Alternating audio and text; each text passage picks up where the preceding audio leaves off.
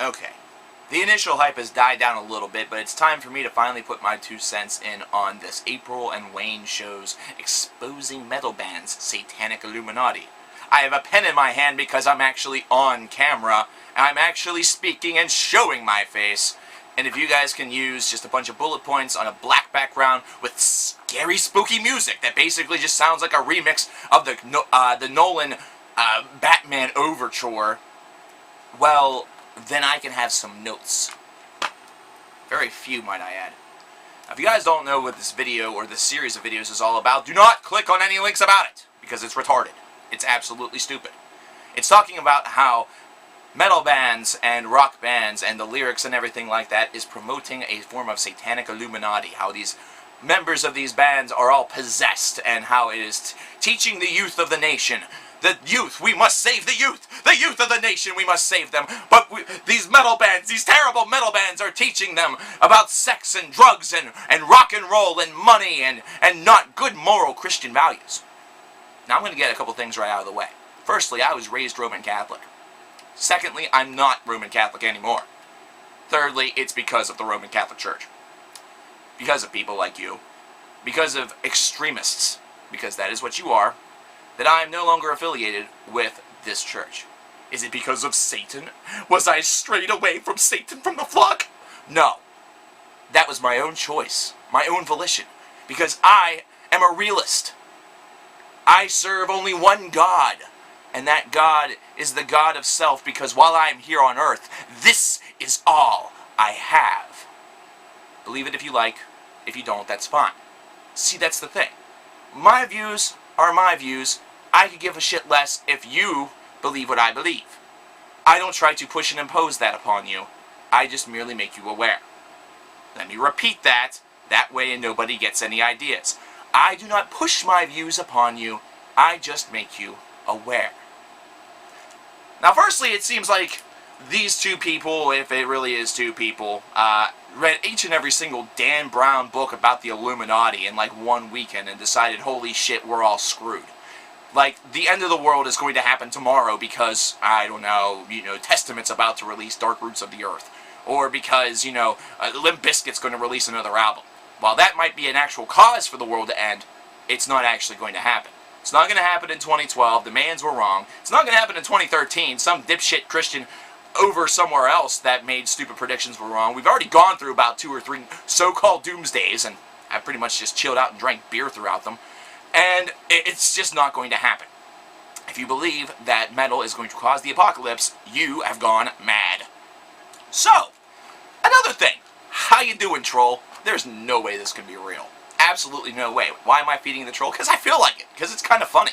It actually amuses me more than it bothers me. Mainly because it's just so out of control. It is just such a fantastical view of all of this. And the citations and the research is just absolutely deplorable. Firstly, you're going after a lot of bands that are speaking in a lot of metaphor. Some of them are being exceptionally direct. However, the message that is being directly presented can be taken multiple different ways. Whenever you examine the body of the lyrics of these different songs, they're not necessarily all going after satanic possession and, destruction of Christianity.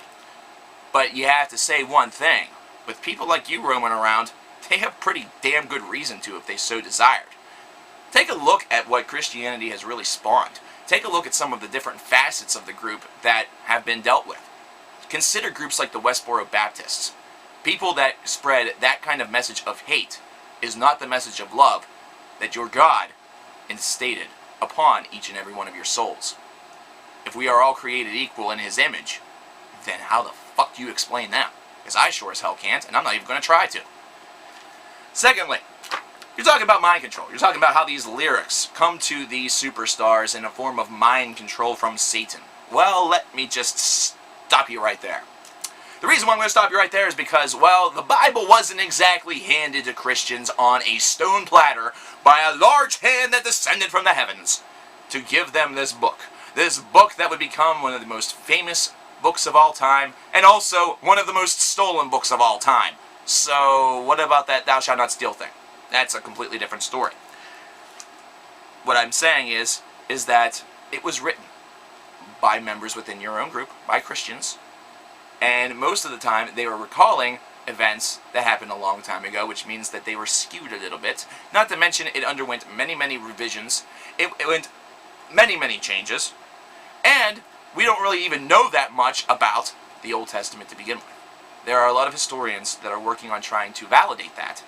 However, it is safe to say that they didn't just write this because they were hoping to become a famous author. There had to be some sort of possession in that, if you really want to make the argument that possession comes whenever lyrics are written. I like the recitation, or the citation of John Lennon, whenever in reality, John Lennon was a man who was a very big believer of Eastern religion, where you kind of have an out-of-body experience whenever you're doing your craft. Not to mention, he also had a lot of experience and ties with drugs. I understand that that may tie into your argument, but once again, all of these decisions are being made by a person. They're not being made by some external force that's tugging at them saying, hey, look at that pretty pill. That pretty pill goes in mouth. Eat the pretty pill. Eat the pretty pill. It's delicious. It's a fucking blueberry. No. No. No, no, no, no, no, no. These are all decisions that are made upon a person's volition. It doesn't mean that if 16-year-old Bobby out there goes to a party and decides that he's going to sip a beer, that John Lennon and heavy metal is to blame. No, no, no.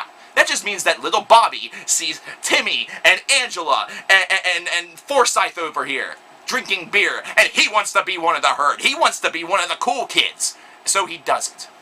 And hey, wait a second. Boozing is alcohol. What's an altar wine? Motherfuck, it's alcohol! Yeah, the parallel doesn't exactly work. Drugs, I could see that. Mind control, no.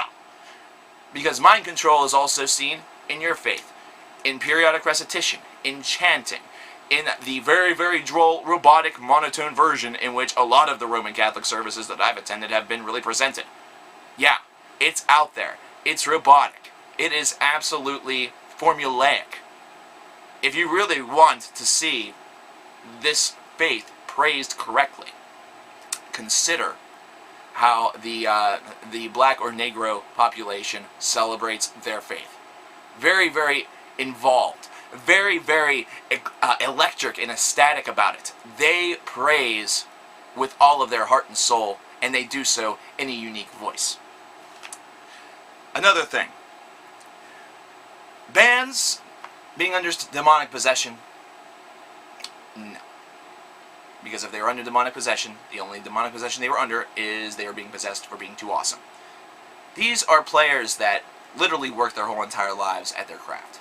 These are individuals that, whenever they were little, they got a guitar, or they got a set of drums, or an instrument, and just picked it up. Music was a craft for them. It was something that they worked tediously hard at. Just like you work tediously hard to spread a hateful message that isn't true. I'm sure that this isn't something that just came to you overnight and all of a sudden magically, bam, you're a spam artist. No, I'm sure that you had to lead up to this a little bit. Yeah, I just can't believe it. No. If you think that, I have a guitar over there, if you think that I'm magically going to be able to play that because of demonic possession, I wish, because I can't play that thing to save my life. Let's get into the argument of the music, and this is one where I do have to say, your argument breaks down to the points of utter sand. You say that metal artists, rock artists, musical artists of these varieties are possessed by demons that cause them to spread this hateful message to all the little children. Whether it be hate, whether it be sex, whether it be drugs, whether it be rock and roll, whatever it may be. You say that demonic possession is responsible for these players becoming talented, for these players to have the lyrics available to them to spread their message of hate and atrocity to the world. Let me get this straight. Demonic possession in metal is kind of like how every single Christian rock band is apparently possessed by God and is able to spread a happy message, a glorious message for all the little children. That way they can embrace good, moral Christian values and make sure that they don't go down the right or the wrong course. To make sure they don't have sex before marriage, that they never ever touch drugs and alcohol, except for altar wine, which is exempt. That homosexuality just doesn't exist, and if it does in your area, you pretend that it doesn't exist, but talk about it behind your back, and that Mitt Romney is the greatest thing since sliced bread. Yeah. Same concept, only in two different situations. You can't have both your cake and also eat it too. You can't say that one is bad whenever the claim of another is supposedly good. The yin and yang effect is something that's been around for a very long period of time, and it usually embraces an idea of harmony. This is one of the rare instances where that harmony, that good and evil side, that argument just breaks down. Mainly because it is an argument that, like my shirt, which says hypocrisy, is hypocritical. I'm here to say exactly what you said, only I'm going to turn it around. Christian rock music and their artists are all possessed by God in order to try to make your lives absolutely lame and try to make you an intolerant asshole that has absolutely no concept of the world around you and believes that each and every part of your life is going to be dictated by some mystical sky genie that nobody's ever seen, that apparently resides beyond the sky. The end. See? Doesn't that hurt? Doesn't that just hurt you that I just said that? Oh no, I just said that. But it's exactly what you guys are saying. Here is my brilliant summation. I say it's brilliant because it really is the best of both worlds. Number one, look at yourselves. Consider what you're saying. Consider that perhaps you're just angry at something that you don't understand. Or angry because propaganda has told you that this is something that is against your religion. Secondly, your religion is not the only religion in this world. I will repeat that. Your religion is not the only religion in the world. The only reason why you're aiming to go against Satan and demonic possession is because it is the logical antithesis to your religion. You wouldn't attack the Hindus. You would probably attack the Muslims because you think that they're terrorists even though they're really and truly your brothers. You would not attack Taoists. There's no reason for you to attack metal. There's no reason for you to attack demonic possession or even try to link the two. If you think that this is going to sell you more Christian rock albums, it will not. If you think this is going to help fill the pews up on Sunday, it will not. If anything, you will spark more division than you will bringing more people together. To all the people in the comments that might be viewing this video, people will not wake up because of this. And if they do, they are extremely, extremely, extremely easy to sway one way or the other. If they're that easy to sway, then their opinion is not strongly founded to begin with. So you're just going to lose them again the next time one of your priests decides to have sex with a little boy. The next time your Nazi Pope decides to do something that's just absolutely ridiculous.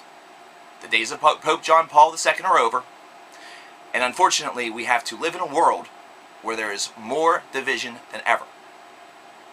As somebody who is pretty much unbiased on this matter, I've probably presented a pretty biased argument, at least in your opinion.